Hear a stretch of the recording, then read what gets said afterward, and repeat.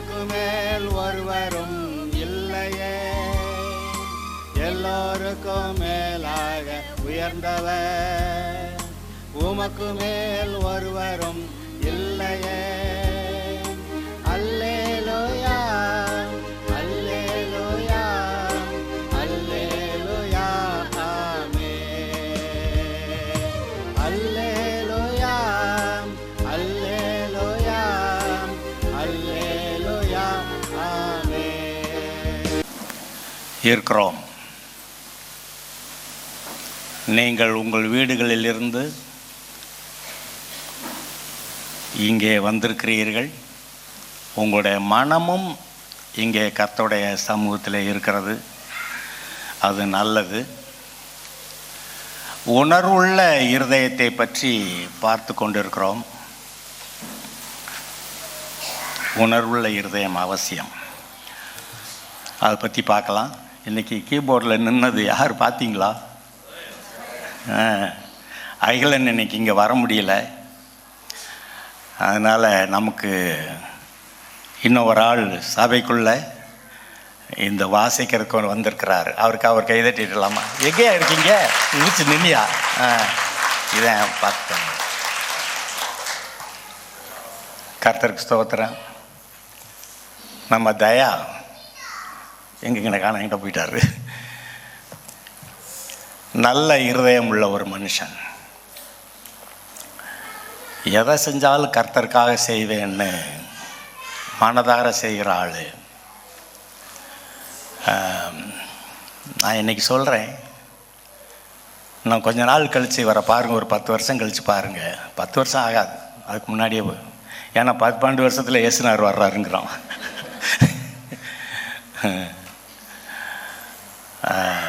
சில வருஷங்களில் பார்த்திங்கன்னா ஒரு பெரிய அளவில் உயர்ந்து இருப்பார்னு நான் இப்போ சொல்லிடுறேன். அன்னைக்கே பாஸ்டர் சொன்னார்னு நாளைக்கு அப்புறம் சொல்லுவீங்க.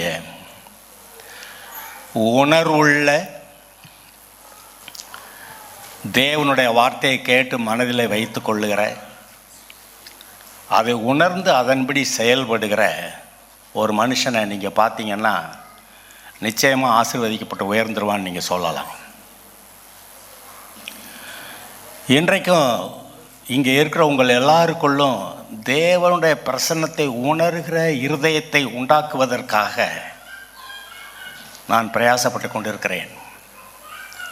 அநேக சமயங்களில் பைபிள் வாசிக்கிறப்ப வாசித்தது முன்னாடி வாசிட்டே போனால் பின்னாடி மறக்குதும்பாங்க. எவ்வளவு தப்பு பார்த்தீங்களா?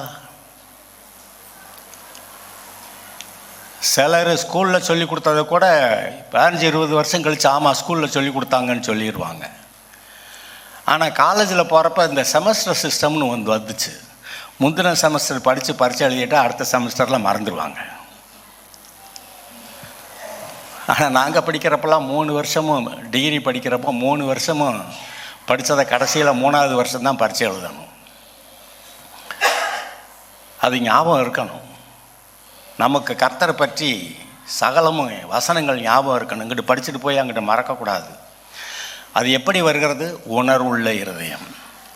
கர்த்தருடைய பிரசன்னத்தை, இங்கே கர்த்தர் பிரசன்னம் இருக்குதுன்னு தெரியுது.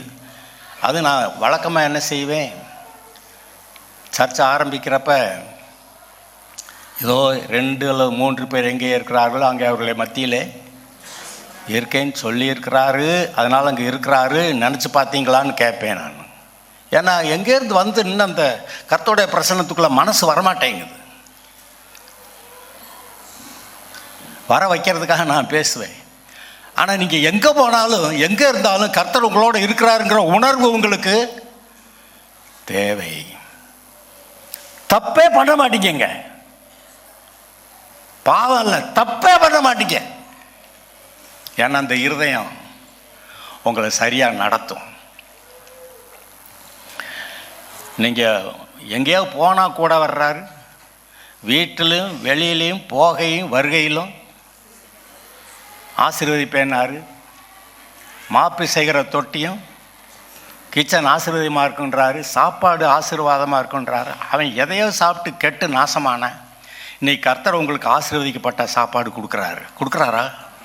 அப்பத்தையும் தண்ணீரையும் ஒரு வார்த்தை கர்த்தர்கிட்ட சொல்லுங்க, ஆண்டவரே ஸ்தோத்திரம், சாப்பாட்டை எடுத்து வச்சுட்டு, கர்த்தாவே அவன் சபிக்கப்பட்டதை சாப்பிட்டு நாசமானான், நீர் எனக்கு ஆசீர்வாதத்து கொடுக்குற இந்த சாப்பாட்டை நான் சாப்பிட்றேன், நான் சுகமாக இருக்கேன் சொல்லலாமா?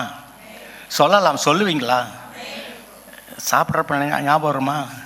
இல்லை சாப்பிட்டு முடிச்சாதான் ஞாபகம் வருமா? கர்த்தருக்கு ஸ்தோத்திரம் தான் முன்னாடி வரும்னு சொல்கிறாங்கல்ல. அது நம்முடைய இருதயம், நம்முடைய உணர்வு. சரி, ஒரு வாய் சாப்பிட்டுட்டு அப்போ தான் ஞாபகம் வருது, ஸ்தோத்திர ஆண்டவரே, ஸ்தோத்திர ஆண்டவரே. அது எப்படி தெரியும்னு கேட்குறீங்களா? அது எனக்கு அப்படி தான். நாம் தான் அந்த உணர்வை உண்டாக்கி, கர்த்தாவே நீர் ஆசீர்வதித்த சாப்பாடு நான் சாப்பிட்றேன், அதனால் நான் சுகமாக இருக்கேன். அவன் சபிக்கப்பட்டதை சாப்பிட்டு அவன் பாவியாகி போயிட்டான், சாபங்கள் வந்துச்சு. நீங்கள் ஒவ்வொரு நாளும், அதாவது இந்த உணர்வை உங்களுக்குள்ளே உருவாக்க விரும்புகிறேன். இப்போ கர்த்தர் உங்களை சூழ்ந்திருக்கிறத நீங்கள் அவருடைய பிள்ளைன்னு கட்டி அணைச்சி பிடிச்சிக்கிறத, அவருடைய பாதுகாப்புக்குள்ளே நீங்கள் இருக்கிறத, நீங்கள் அவர் விரும்புகிற நேசிக்கிற பிள்ளையாக இருக்கிறத நீங்கள் உணர்றீங்களா? உணரணும். அப்போ தான் விசுவாசம் வரும். கர்த்தரை பற்றிய, அதை கர்த்தரை நம்புனா அதை கேட்டு விசுவாசம் பண்ணுறோம். பிசாசு நம்புறதை கேட்டால், சொல்கிறத கேட்டால் அதை அவிசுவாசம் பண்ணுறோம். கர்த்தர் இருக்கிற, உங்களோட இருக்கிற விட்டு போக மாட்டேன்றார், கூட இருக்கேன்றார், கண்ணை முழிச்சு பாருன்றார், நாங்கள் இருக்கேன்லன்றார். மனக்கண்கள் இந்த இப்போ என்ன பண்ணுறாங்க, இந்த வியாதியை தான் பார்க்குறாங்களே ஒழிய வியாதிக்கு பின்னாடி இருக்க பிசாசை பார்க்க மாட்டேன்றாங்க. வியாதி கண்டவுடனே டாக்டர் ஓடு. அந்த பிசாசு இன்னும் இருக்குது. பிசாசை டிஸ்மிஸ் பண்ணணும்ல, பிசாசை விரட்டணும்ல. இவங்க போய் வியாதியை விரட்டிட்டு வந்துடுவாங்க டாக்டர்கிட்ட போய். இந்த பிசாசு வேற ஒரு வியாதியை கொடுத்துட்றான். கத்தி போய் வால் வந்து டும் டும்னு அந்த காலத்தில் சொல்லுவாங்க. இது போய் இன்னொன்று, இந்த பிசாசு இருக்க வரைக்கும் வியாதி இருக்குங்க. அதனால தான் நம்முடைய போராட்டங்கள் மாம்சத்தோடும். அப்படின்னா என்ன அர்த்தம்? இங்கே இந்த மாம்சத்தோட ரத்தத்தை டாக்டர்கிட்ட போனால் அந்த வியாதி போயிடுது. இப்போ மாம்சத்தோட யுத்தம் பண்ணிக்கிட்டு இருக்கிறான். ஆவியோட என்ன, இந்த வியாதிக்கு பின்னாடி இருக்கிற ஒரு பிசாசை அவனை டிஸ்மிஸ் பண்ணணும். படா, நான் கர்த்தருக்கு சொந்தம், என் சரீரம் தேவனுடைய ஆலயம், கர்த்தர் இங்கே வாசமாக இருக்கிறாரு, பிசாசுக்கு வியாதிக்கு இங்கே இடம் இல்லைன்னு மனசார சொல்லுவீங்களா? இல்லை வாயால் மட்டும் சொல்லுவீங்களா? நான் சொல்கிறதுக்காக சொல்லுவீங்களா? சத்தியத்தை ஏற்றுக்கிற மனசு இருக்கா? அவருடைய தழும்புகளால் குணமானேன் அப்படின்னாக்கா வைராக்கியமா, ஆமாம் அதனால நின்னேன் அப்படின்னு சொல்லி நிற்கணும்ல. இந்த இருதயம் தேவை. இந்த இருதயம் இருந்தால் நீங்கள் யார், எந்த குல கோத்திரத்தில், எந்த தேசத்தில் எப்படி பிறந்திருந்தாலும் நீங்கள் ஆசீர்வதிக்கப்பட்டுருவீங்க. உணர்வில்லாத இருதயம் பிசாசு வந்து குடியிருக்குங்க. யாருக்கு நல்ல உணர்வு இல்லையோ பிசாசை வந்து குடியிருக்கிறான். அநேகம் சொல்லுவாங்க, எனக்கு படிக்க தெரியாது, இது தெரியாது, அது தெரியாது. எது தெரியாதுன்னு சொல்கிறவங்க ரொம்ப பேர். தெரியல, எனக்கு நான் கற்றுக்கொள்கிறேன், கர்த்தர் எனக்கு கூட இருக்கிறாரு, நான் செய்ய முடியும்னு சொல்கிற ஆட்கள் ரொம்ப குறைச்சிருக்கு. நான் இன்றைக்கி சொல்கிறேன், இந்த சபைக்குள்ளே இங்கே இருந்து வசனத்தை உண்மையாக கேட்டு பின்பற்றுறவங்க நாளைக்கு பின்னாடி பெரிய ஆளாயிருவீங்க. கர்த்தர் உயர்த்துவார். கேட்டுட்டு அப்படியே போனால் அப்படியே போயிட்டே இருக்கலாம். இங்கே வந்ததே கர்த்தர் உங்களை கொண்டு வந்திருக்கிறதே நான் சொல்கிறத கேளுன்றார். கர்த்தர் பேசுகிறத கேட்டால் அதை இருதயத்தில் நிறுத்தினா நீங்கள் பெரிய ஆளாக ஆயிருவீங்க. என்னுடைய வார்த்தைகளுக்கு உண்மையாய் செவி கொடுத்தால் சொல்லப்படுகிற ஆசீர்வாதங்கள் எல்லாம் வந்து உண்மையில் உனக்கு பலிக்கும். பூமியில் உள்ள சகல ஜாதிகளில் நான் உன்னை மேன்மையாக்குவேன். அவர் அவ்வளோ கங்கணம் கட்டிக்கிட்டு இருக்கிறாரு. ஆனால் நமக்கு அது என்னங்க, நான் ஜெபம் பண்ணேன் ஒன்றும் கேட்கலையா? கட்டாயம் நடக்கும். கேளுங்கள் கேளுங்கள் கேளுங்கள், கொடுக்கப்படுமா? கேளுங்கள், உங்களுக்கு கொடுக்கப்படுமா? மனசார சொல்லுங்க. உங்க மனசுல என்னமோ நான் என்னமோ உங்கள் மனசுக்குள்ளே வேலை செஞ்சுட்டு இருக்கிறேன். உங்கள் மனம் அதை உணர்கிறதா? உங்களுடைய மனம் கர்த்தர் என்னோட கூட இருக்கிறாரு. இந்த 2 வாரத்துக்கு முன்னாடி ஆரம்பித்தோம்ல, அவர் இருக்கிறாரா இல்லையா, இருக்கிறாரா இல்லையா, இந்த ஒரு பிரச்சனை தான் அவங்களுக்கு. இருக்கிறாரா இல்லையானுங்கிறதுனால 10 தடவை அப்படி செஞ்சு அந்த வனாந்தரத்தை தாண்டி அங்கே பாலுந்தேன்னு ஓடுற தேசத்துக்கு போகலாம், வனாந்தரத்தில் செத்து அங்கே அடக்கம் பண்ணப்பட்டார்கள். எகிப்து தேசத்திலிருந்து புறப்பட்ட அந்த சந்ததி, அந்த அந்த தலைமுறை அங்கேயே செத்து போச்சு. அடுத்த தலைமுறை தான் போகுது. நாம் உயிரோட இருக்கிறதா, பிழைக்கிறதா, இல்லை எங்கேயே செத்து அடக்கம் பண்ணுறதா? உணர்வு உள்ள இருதயம் உள்ளவர்கள் இருக்கிறாரா இல்லையான்னு கேட்காம கர்த்தர் என்னோட கூட இருக்கிறார். அதான் கதை சொல்லுவாங்க. வெளிநாட்டில் கல்யாணம் பண்ணிக்கிறவங்க, நான் உன்னை நேசிக்கிறேன் உன்னை நேசிக்கிறேன்னு புருஷன் மனைவிக்கிட்ட தானும் சொல்லணுமா, இல்லாட்டி அவள் கோச்சுக்கிடுவாளா, நீ என்னை நேசிக்க ஒன்றும் சொல்ல மாட்டேங்கிற அப்படி சொல்லிக்கிட்டே இருக்கணுமா. ஆனால் நம்ம நாட்டில் கல்யாணம் பண்ணிட்டா உன்னை நேசிக்கிறேன்னு முதல்ல சொன்னேன்லடி, நான் மாற்றவே இல்லை அப்படி சொல்லிடுவானா. மாறவே இல்லை. கர்த்தர் மாறாதவர், நீங்களும் அப்படிதான். எப்படி சத்தியத்தில் நின்று மாற மாட்டேன், வேறு வழிகளில் இருந்தால் நான் மாறி கர்த்தரை போல மாறுவேன், இயேசுவை போல மாறுவேன். நம்முடைய இருதயம் உணர்வுள்ளதாய் கர்த்தருடைய வசனங்களை உள்ளே வைக்க கடவுது. அது மாத்திரமல்ல, நீங்கள் நீதிமான்னு சொல்கிறது மாத்திரமல்ல, உங்கள் இருதயத்தில் நீங்கள் நம்பணும் நீங்கள் நீதிமான் தான். இப்போ இந்த அறிக்கை, விசுவாச அறிக்கையில் ஆரம்பிக்கிறப்படி தான் ஆரம்பித்தாங்க. நீங்கள் நீதிமான் தான். நமக்கு பழைய பாவ வாழ்க்கை ஒன்று இருந்துச்சு, அது அக்கௌண்ட் செட்டில்டா இல்லையா? அந்த பழைய பாவ வாழ்க்கை அக்கௌண்ட் செட்டில்டா இல்லையா? அப்புறம் திரும்ப திரும்ப இந்த நம்ம அவ்வளவுக்கு சரியில்லைன்னு அப்படி சொன்னால் பிசாசு நமக்குள்ளே இடம் பிடிச்சிட்டான்னு அர்த்தம். அவன் பிசாசு எப்படி இடம் பிடிக்கிறான்? ஒரு பாவ வார்த்தையினால. கர்த்தர் எப்படி இடம் பிடிக்கிறாரு? நீதியான வார்த்தையினால, சத்திய வார்த்தையினால. நீங்கள் சத்திய வார்த்தை என்னம்னா கர்த்தர் உங்களுக்குள்ளே வர்றாரு. பிசாசோடைய வார்த்தை என்னம்னா பிசாசு வந்து இடம் பிடிக்கிறான். பொய்களை நம்பாதிருங்கள். நான் இந்த ஏதோ ஒரு மாதிரி பேச்சிலே கல்லாதவனாக இருந்தாலும் அறிவிலே கல்லாதவன் அல்லன்னு பவுல் சொல்லுவானே, அது மாதிரி எனக்கு நிறைய பேர்கிட்ட அது பேசி கட்டிக்காரத்தனமாக பேசி சாதிக்க தெரியாது. ஆனால் எனக்கு பைபிளில் கர்த்தர் என்ன சொல்லியிருக்கிறாருன்னு எனக்கு தெரியும். சரியாக சொல்லிக்கிட்டு இருக்கிறேன்.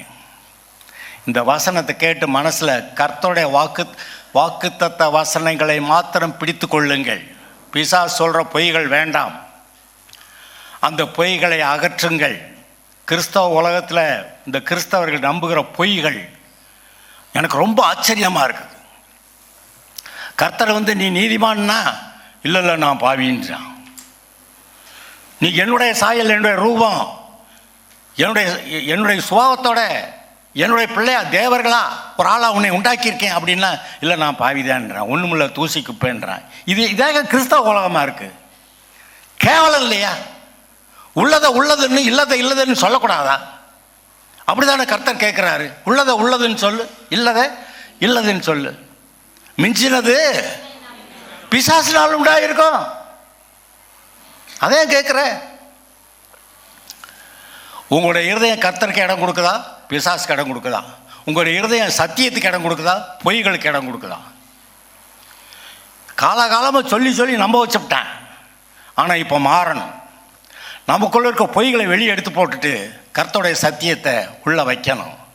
நான் தேவனுடைய குமாரன், தேவனால் உண்டாக்கப்பட்டவன், தேவனால் பிறந்தவன், உலகத்தை ஜெயிக்கிறவன், தேவாதி தேவன் அண்ட சராசரங்களை உண்டாக்கின அண்ட சராசரங்களுக்கு சொந்தக்காரராகிய அவருடைய பிள்ளை. நான் சாதாரணமாக ஒரு பணக்காரனுடைய பிள்ளை பெருசாக நெஞ்ச நிமித்திக்கிட்டு நடக்கிறேன். நீங்களும் நான் எவ்வளோ நல்லா நடக்கணும். ஆனால் சோர்ந்து போய் குறுகி போய் தூங்களா என்ன ஏதோ இருக்கிறேங்க. இது சம்பந்தம் இல்லாதது. ஒரு உற்சாகமான சந்தோஷமான வாழ்க்கை. இங்கே சோர்வு,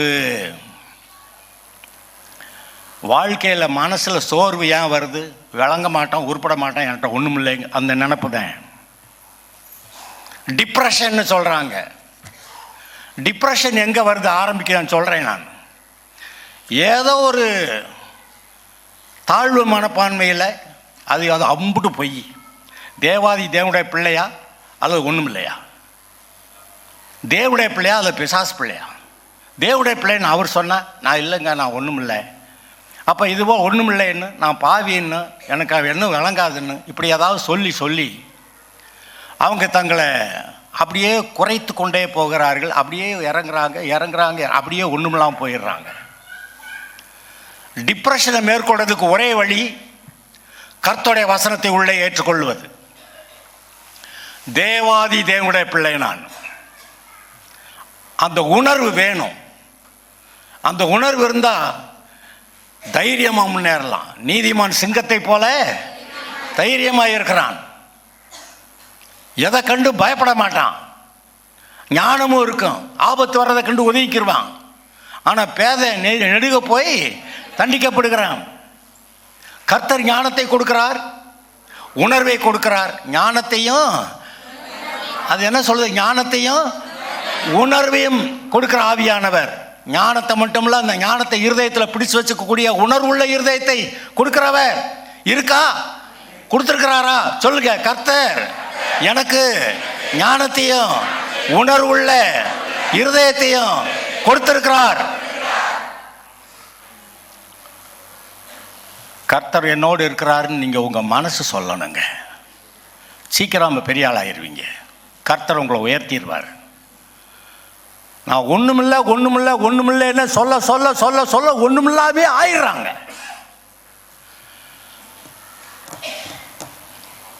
நான் சொல்கிறேன், இந்த சர்ச்சில் நான் வந்த நாள்லேருந்து ஒரு காரியத்தை கூட தப்பாக சொன்னதில்லை. கர்த்தருடைய சத்தியத்தை அப்படியே சொல்லியிருக்கேன். இந்த சர்ச்சுக்குள்ளேருந்து நல்லா வாழலை எலும்பலைன்னாக்க அது அவங்க தங்களுடைய இருதயத்தை மூடி வச்சுருக்காங்கன்னு அர்த்தம். நான் ஒன்று சொல்ல, இங்கேருந்து வேறு எங்கேயாவது போனவங்க அந்த சர்ச்சு நல்லா இருந்துச்சுன்னு நம்ம சர்ச்சு சொல்லிக்கிட்டே இருப்பாங்க. ஏன்னா இந்த அளவுக்கு அங்கே கிடைக்கலன்னு சொல்லி அவங்க ஒவ்வொரு தடையும் சொல்கிறத கேட்டிருக்கேன் நான். எனக்கும் அது தெரியும். கர்த்தருடைய வசனத்தை உணர்வோடு பிடிச்சு எடுத்து நீங்கள் எழும்பணும்னு நான் விரும்புகிறேன். அதுக்காக போராடுறேன், அதை சொல்கிறேன். நம்ம நல்லா இருக்கிறத விரும்புகிறாரு, ஆசீர்வாதமாக இருக்கிறத விரும்புகிறாரு. நீங்கள் சகல ஜாதிகளுக்கு மேலே உயர்ந்திருக்கிறத விரும்புகிறாரு. எல்லா ஆசீர்வாதங்களோடு அந்த ஆபிரகாம், ஈசாக்கு, யாக்கோபு, தாவீது, சாலமோன், யோபு, அங்கே சொல்லப்பட்ட எல்லா எடுத்துக்காட்டுகளுமே அவங்க நல்லா வாழ்ந்திருக்கிறாங்க. அந்த வாழ்க்கை இங்கே கர்த்தருடைய பிள்ளைகளுக்கு கட்டாயமாக இருக்குது. நம்ம கண்ணை மூடிக்கிட்டு எனக்கு ஒன்றுமில்லைன்னு போனால் அப்படி போகலாமே ஒழிய, கர்த்தர் உங்கள் முன்னாடி நிறைய ஆசீர்வாதத்தை வச்சுருக்கிறார். இதோ திறந்த வாசலை நான் உனக்கு வச்சுருக்கேன். முதலாவது ஞானத்தை அவர் கொடுக்குற வார்த்தை. ஞானம்ங்கிறது என்ன? அவ்வப்போது அவர் கொடுக்குற வார்த்தை. நான் சொல்லுவேன், ஒவ்வொரு நாளும் காலையில் எழுந்திருக்கிறப்ப கர்த்தர் உங்கள்கிட்ட என்னமோ பேசுகிறாருன்னு. அதுதான் ஞானம். அன்றைக்கான வார்த்தை அது. எனக்கு கர்த்தர் ஒன்றும் பேசலை தினம் பேசுகிறார், உன் காது தான் கேட்கலை. எந்த நிலைமையில் இருந்தாலும் கர்த்தர் பேசுகிறாரு. அவர் உங்களை ஆசீர்வதிக்க விரும்புகிறாரு. இருக்கிற நிலைமையிலேருந்து உங்களை மேலே தூக்க விரும்புகிறாரு. பிசாசு உங்களை கெடுக்க விரும்புகிறான், கர்த்தர் உங்களை தூக்க விரும்புகிறாரு. பிசாசு உங்களை சபிக்க விரும்புகிறான், கர்த்தர் உங்களை ஆசீர்வதிக்க விரும்புகிறாரு. பிசாசு பொய்யா சொல்லி உங்களை சாபத்தில் கொண்டு போக பார்க்குறான், கர்த்தர் சத்தியமாக சொல்லி அவருடைய ஆசீர்வாதத்துக்குள்ளே கொண்டு வர அவர் போராடிக்கிட்டு இருக்கிறாரு. எல்லாருடைய இருதயத்துக்குள்ளும் இந்த சத்தியத்துக்கும் பொய்க்கும் ஒரு போராட்டம் நடக்குது. கர்த்தர் ஒன்று சொல்லிக்கிட்டு இருக்கிறாரு, பிசாசு வந்து இல்லை அப்படி போகலாம் அப்படி என்னமோ சொல்கிறான். இந்த போராட்டத்தில் உங்கள் இருதயத்துக்குள்ளே நீங்கள் தான் தீர்மானிக்கிறீங்க. உங்களுடைய வாழ்க்கையை தீர்மானிக்கிறது நீங்கள் தான். உங்கள் வாழ்க்கையில் ஆசீர்வாதமாக வர்றதும் நீங்கள் தான். இல்லை அந்த அவங்களோட சேர்ந்து போய் அப்படியே போனால் பரவாயில்ல அப்படின்னு போகிறதும் நீங்கள் தான். உங்களுடைய தீர்மானம்.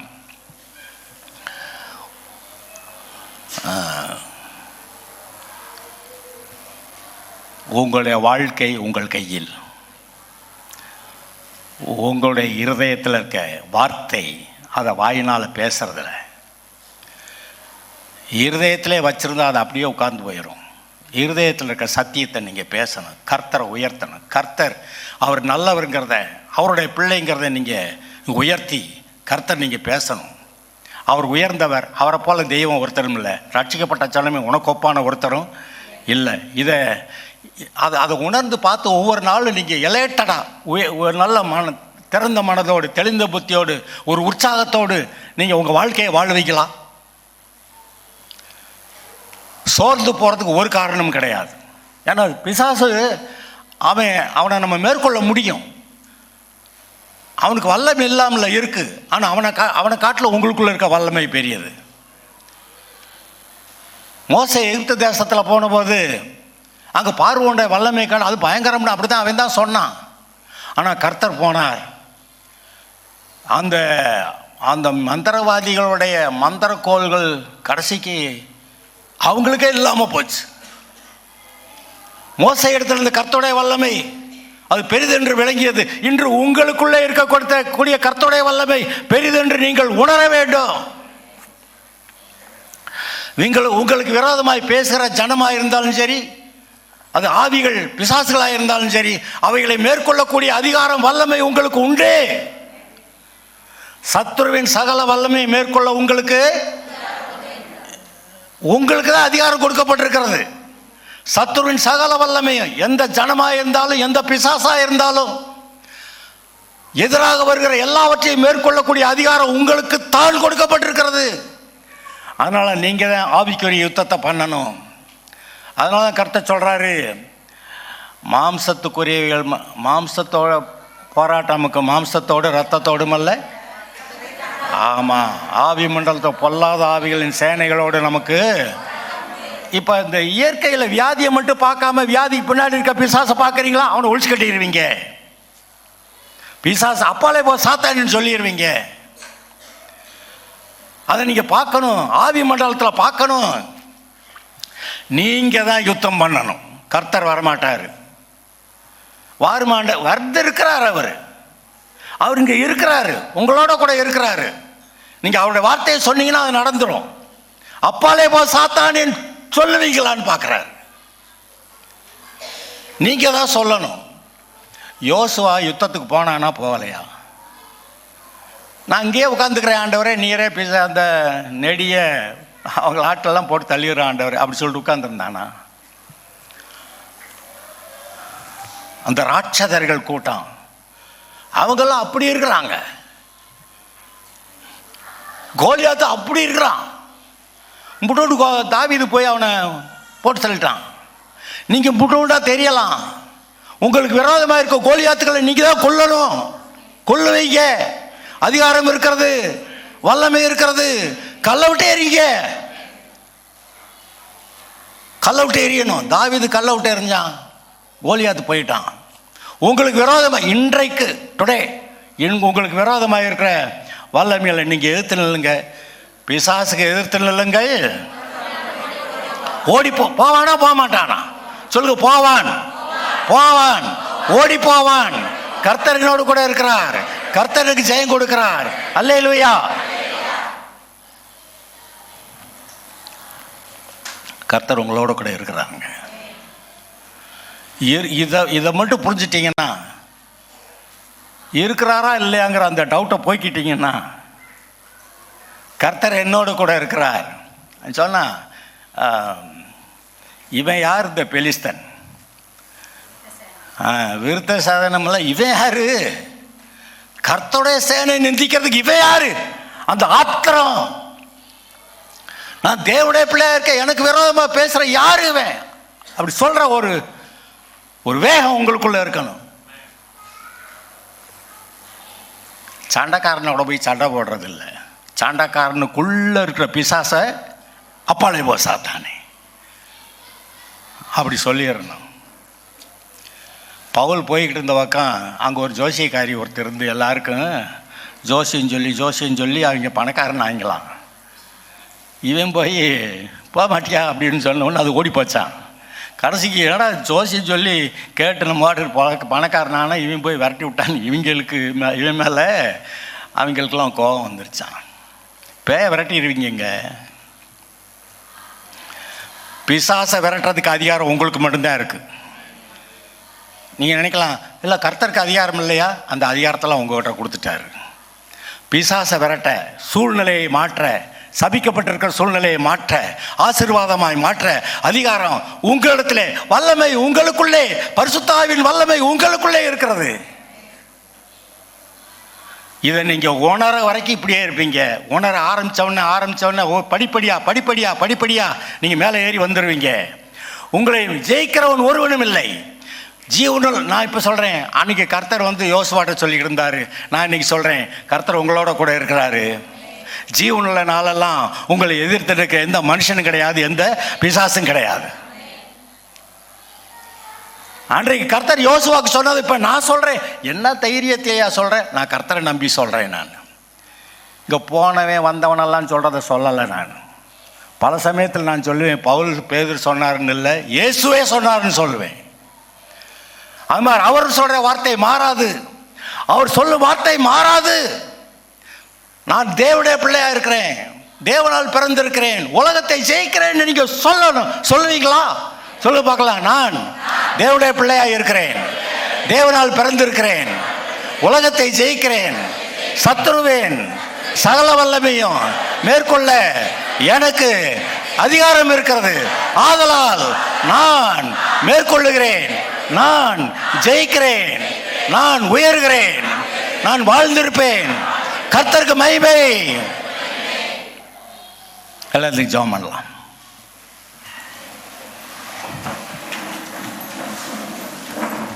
உணர்வுள்ள இருதயம், அவர் உங்களோடு கூட இருக்கிறதை உணருங்கள். அவர் எங்கேயும் போகலை, நீங்கள் எங்கேயாவது போனால் கூட வர்றாரு.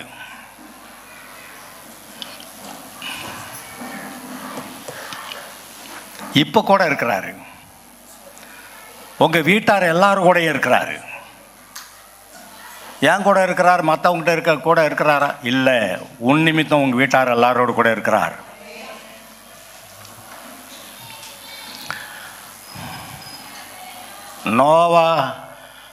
நோவா மட்டும்தான் கர்த்தருடைய கண்களில் கிருபை கிடச்சி அவன் கர்த்தரோட கூட நடந்தான்னு பார்க்குறான். ஆனால் நோவா வீட்டார் எல்லாரும் கர்த்தரோட அவனோட கூட காப்பாற்றப்பட்டார்கள். கர்த்தர் உங்களோடு கூட இருக்கிறார். அது மாத்திரமல்ல, கணவன் மனைவியாக இருந்தால் நீங்கள் ஒரே மாம்சமாக இருக்கிறதுனால நீங்கள் கர்த்தருக்கு ஒப்புவிச்சு சுகத்தை பெற்றுக்கொள்ளும்போது உங்கள் மனைவியும் கட்டாயமாக, அதே போல் உங்கள் புருஷனும் கட்டாயமாக ஒரே மாம்சமாக இருக்கிறதுனால அவர்களுக்கு இந்த ஆசீர்வாதம், பாதுகாப்பு உண்டு. அதுபோல் உங்கள் பிள்ளைகளுக்கு பாதுகாப்பு உண்டு. கர்த்தருடைய பாதுகாப்பு உங்கள் சூழ்ந்திருக்கிறது. கர்த்தருடைய கரம் உங்கள் மேல் இருக்கிறது. அவருடைய மேகஸ்தம்பம், அக்னி ஸ்தம்பம் உங்கள் மேல் இருக்கிறது. நீங்கள் பிழைப்பீர்கள், நீங்கள் ஜெயிப்பீர்கள், தேசத்தை சுதந்திரிப்பீர்கள், கர்த்தருக்கு மகிமையாய் வாழுவீர்கள். கர்த்தாவே உமக்கு நன்றி. இங்கே இருக்கிற எல்லாருக்கும் உங்களுடைய வசனம் போகிறது. அந்த இருதயத்தை உணர்வுள்ளதாக ஆக்கும். நீர் தான் சொன்னீர், ஞானத்தையும் உணர்வையும் கொடுக்கிற ஆவியை தருகிறவர் என்று. ஞானத்தையும் உணர்வுள்ள இருதயத்தையும் கொடுக்கிற ஆவி என்று. பரிசுத்த ஆவியானவரே, இங்கே எல்லாருக்கும் ஞானத்தையும் உணர்வுள்ள இருதயத்தையும் தருவீராக. கர்த்தாவே, ஞானமும் உணர்வுள்ள இருதயமும் இங்கே இருக்க ஒவ்வொருவருக்கும் உண்டாக கடவுது. மறுபடியும் கேட்கிறேன் ஆண்டவரே, இங்கே இருக்கிற ஒவ்வொருவருக்கும் ஞானமும் உணர்வுள்ள இருதயமும் உண்டாயிருக்க கடவுது. தெளிந்த புத்தி உள்ளவர்களாக இருக்கட்டும், சரியான தீர்மானங்களை எடுக்கட்டும், நன்றாக வாழ்ந்திருக்கட்டும். இவங்களோட வாழ்க்கை உமக்கு மகிமையாக இருக்க கடவுது. அல்லேலூயா.